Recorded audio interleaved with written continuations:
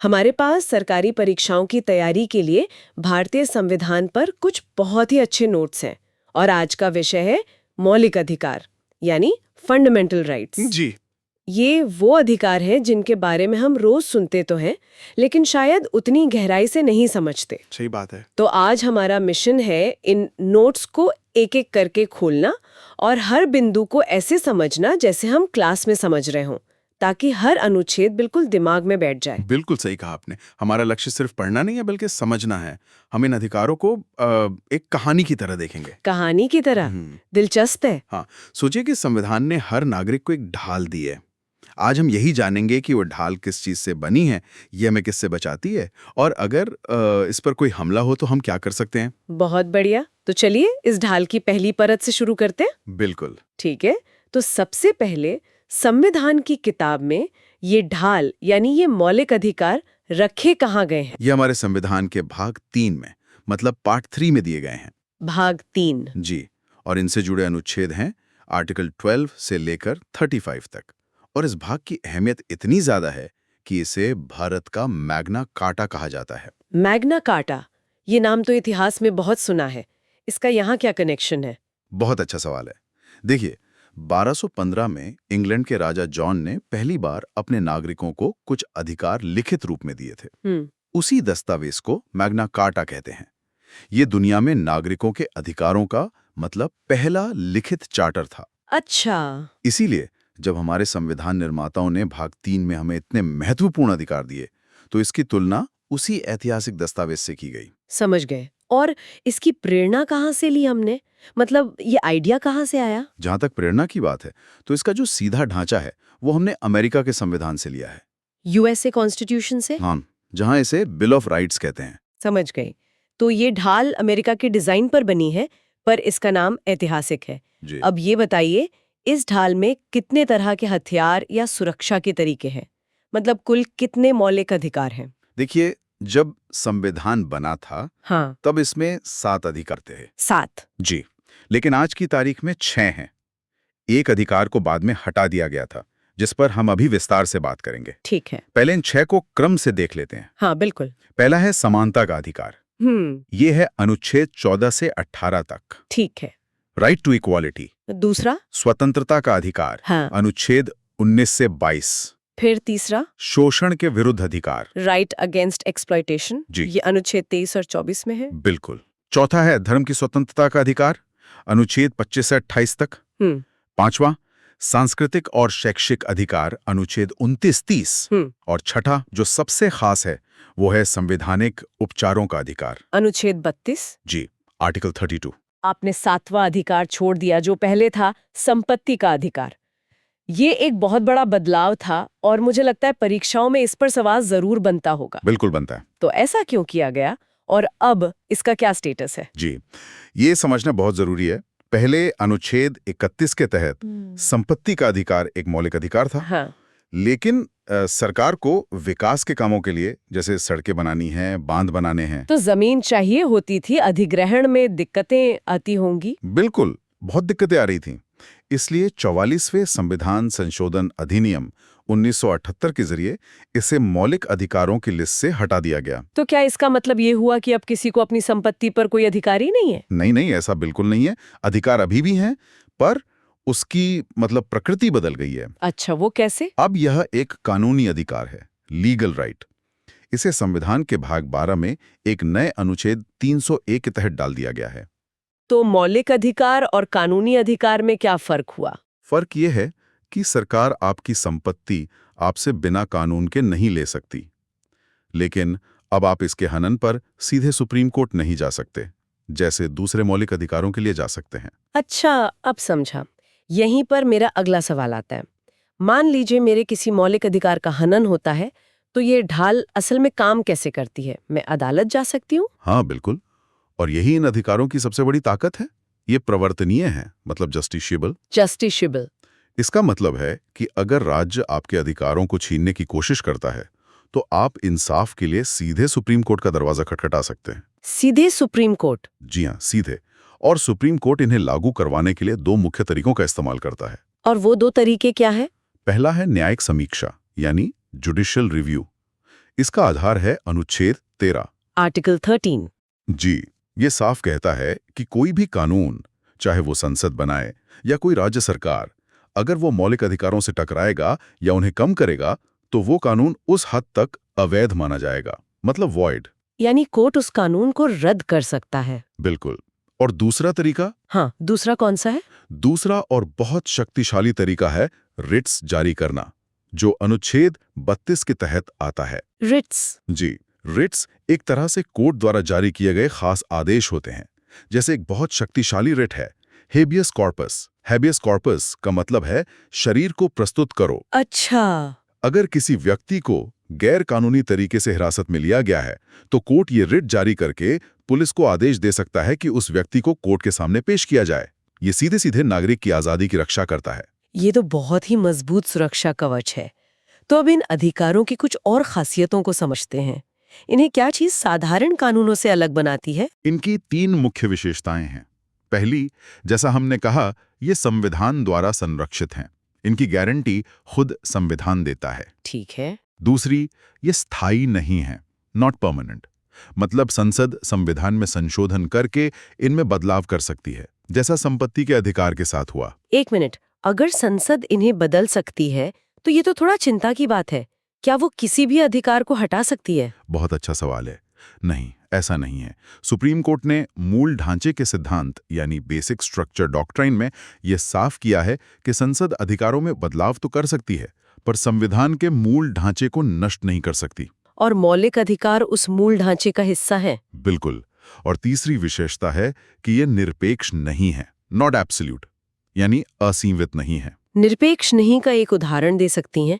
ये उचित प्रतिबंध या रीजनेबल रिस्ट्रिक्शंस क्या होते हैं? जरूर। जैसे अनुच्छेद 19 आपको बोलने की आजादी देता है। हाँ। पर इसका मतलब ये नहीं कि आप भीड़ भरे थिएटर में आग आग चिल्लाकर भगदड़ मचा दें। सही बात है। यहाँ लोक व्यवस्था यानी पब्लिक ऑर्डर के हित में आपकी बोलने की आजादी पर उचित प्रतिबंध लगाया जा सकता है।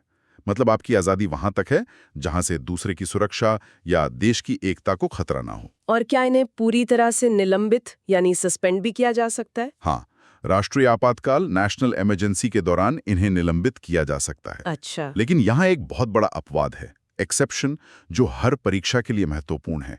अनुच्छेद 20 और 21 को आपातकाल में भी निलंबित नहीं किया जा सकता। 20 और 21 को नहीं किया जा सकता? जी। अनुच्छेद 21 यानी जीवन और व्यक्तिगत स्वतंत्रता का अधिकार हर हाल में बना रहता है। ये हमारे संविधान की सबसे बड़ी मानवीय गारंटी है। संसद को शक्ति देता है कि वो सेना, पुलिस और खुफिया एजेंसियों के सदस्यों के मौलिक अधिकारों को सीमित कर सकती है, ताकि अनुशासन और देश की सुरक्षा बनी रहे। ठीक है। हम बार बार कह रहे हैं कि ये अधिकार राज्य के खिलाफ मिलते हैं। तो ये राज्य है कौन? क्या ये सिर्फ भारत सरकार या राज्य सरकारें हैं? बहुत अच्छा सवाल है। अनुच्छेद 12 इसी राज्य शब्द की परिभाषा बताता है और इसका दायरा बहुत बड़ा है। अच्छा। इसके तहत आते हैं भारत सरकार और संसद, सभी राज्य सरकारें और उनके विधानमंडल। ये तो हो गए केंद्र और राज्य। हाँ, फिर सभी स्थानीय निकाय जैसे पंचायत और नगरपालिका, और यहाँ तक कि अन्य सभी प्राधिकरण जैसे LIC, ONGC या कोई भी सरकारी संस्था। मतलब कोई भी सरकारी बॉडी। जी। संक्षेप में, कोई भी सरकारी या सरकार से शक्ति प्राप्त संस्था राज्य के दायरे में आती है और मौलिक अधिकार आपको इन्हीं की मनमानी से बचाते हैं। चलिए अब ढाल के अलग अलग हिस्सों को करीब से देखते हैं। सबसे पहले समानता का अधिकार, और उसमें भी अनुच्छेद 14। अनुच्छेद 14 समानता की नींव है। इसमें 2 बातें हैं। पहली, विधि के समक्ष समता, मतलब equality before law. Equality before law. ये हमने ब्रिटिश संविधान से लिया है। इसे एक नकारात्मक अवधारणा कहा जाता है। नकारात्मक क्यों? इसका क्या मतलब हुआ? नकारात्मक इसलिए क्योंकि ये राज्य को कुछ करने से रोकती है। ये कहती है कि कानून की नज़र में कोई बड़ा छोटा नहीं है, कोई VIP नहीं है और किसी को कोई खास विशेषाधिकार नहीं मिलेगा। अच्छा, ये भेदभाव की अनुपस्थिति की बात करती है। बिल्कुल, एब्सेंस ऑफ डिस्क्रिमिनेशन। और दूसरी बात है विधियों का समान संरक्षण, यानी इक्वल प्रोटेक्शन ऑफ लॉज। और ये कहाँ से लिए है? ये हमने अमेरिकी संविधान से ली है। ये एक सकारात्मक अवधारणा है। सकारात्मक कैसे? सकारात्मक इसलिए क्योंकि ये राज्य को कुछ करने का आदेश देती है।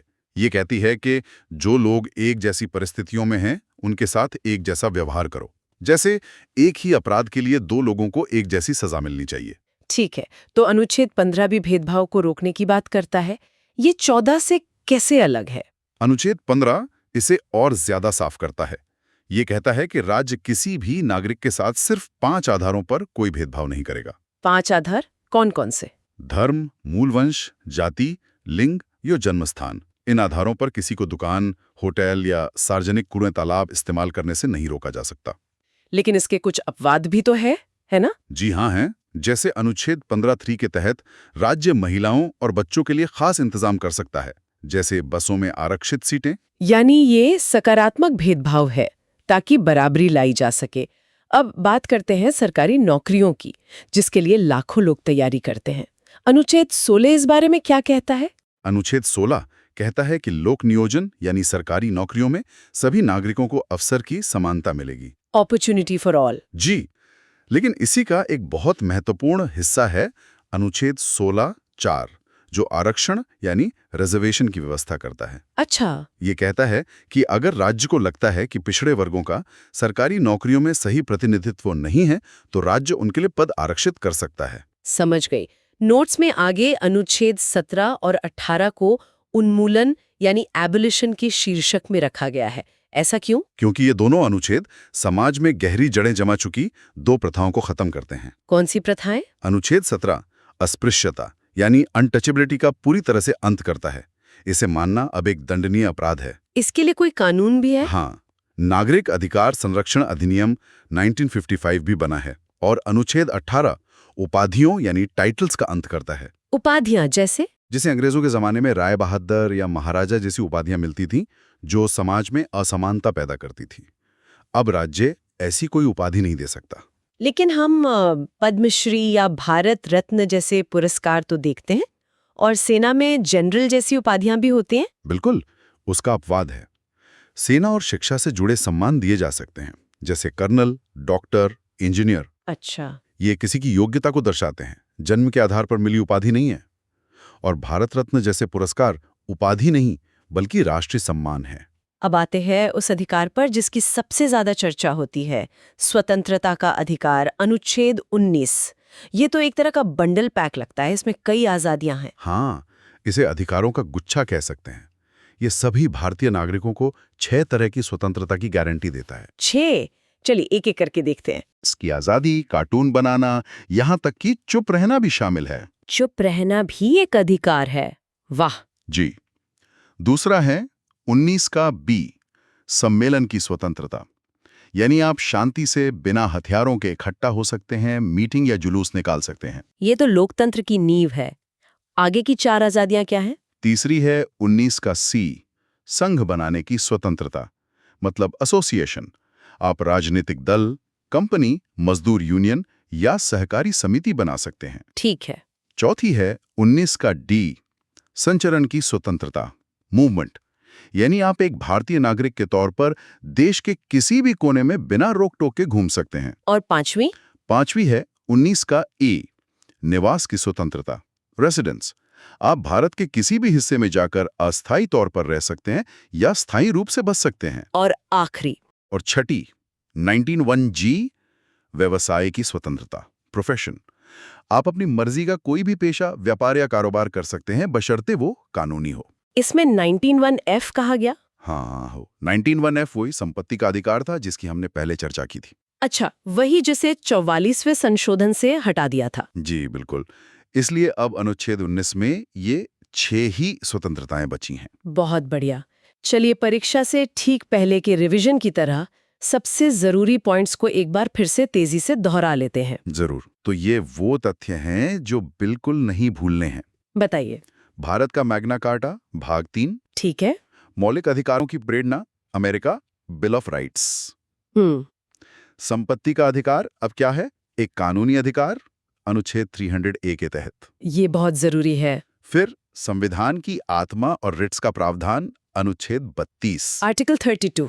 अस्पृश्यता का अंत, अनुच्छेद 17। और आपातकाल में कौन से अधिकार निलंबित नहीं होते? अनुच्छेद 20 और 21 ये हमेशा जिंदा रहते हैं। बहुत खूब। और वो दो विचार, कानून के सामने सब बराबर का विचार आया ब्रिटेन से, और कानून का समान संरक्षण का विचार आया अमेरिका से। तो ये थे मौलिक अधिकारों पर आधारित हमारे नोट्स का पूरा विश्लेषण।